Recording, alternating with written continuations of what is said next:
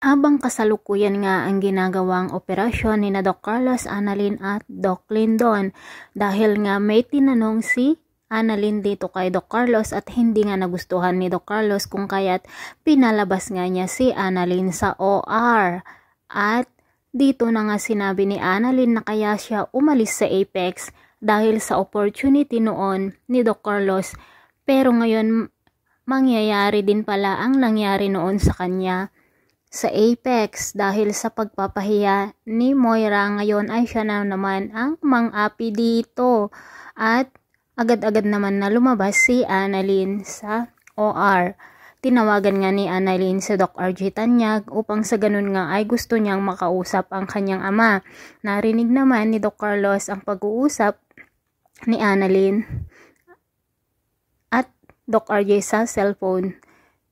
Kukumprontahin na naman ni Doc Carlos si Annalyn at sasabihin na magsusumbong sa kanyang ama upang sa ganun ay maging masama ang tingin ni Doc RJ dito.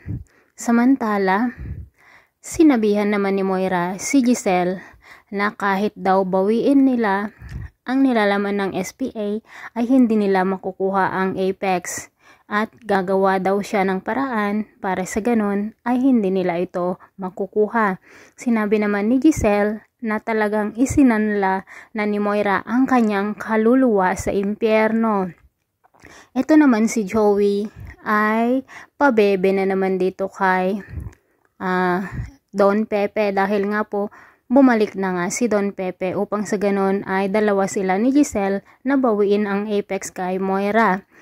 Habang nakipagkita nga si Zoe dito kay Don Pepe, sinabi nga ni Don Pepe na kung hindi siya masamang tao ay sasagutin niya ang mga tatanungin ni Don Pepe sa kanya ng tama.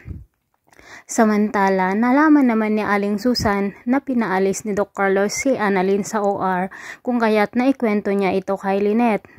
Dito naman kinumpronta ni Lynette si Doc Carlos kung bakit ginawa niya na paalisin si Annalyn sa OR at dito na nga po tatapusin ni Lynette ang kanilang relasyon dahil nga mararamdaman ni Lynette na inaapi na rin ni Doc Carlos ang kanyang anak na si Annalyn at dahil mahal na mahal ni Lynette ang kanyang anak, mas pipiliin niya ito kaysa kay Doc Carlos at magdedesisyon na nga siya na tuluyan ng hindi itutuloy ang pagpapakasal dito kay Doc Carlos at aalis na lang sila sa Apex.